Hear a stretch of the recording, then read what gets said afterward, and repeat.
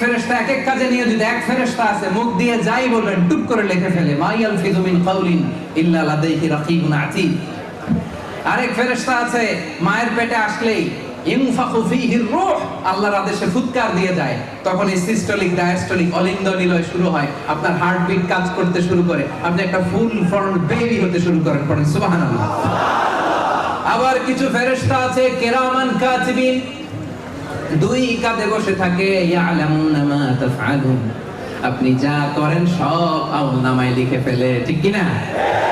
কিছু ফেরেশতা আছে দিনরাত শুধু বিশ্বনবীর উপর দুরূদ পাঠায়, ও মালাইকাতুহু ইউসাল্লুনা আলা নবী, নবীর প্রতি শুধু দুরূদ পাঠায়।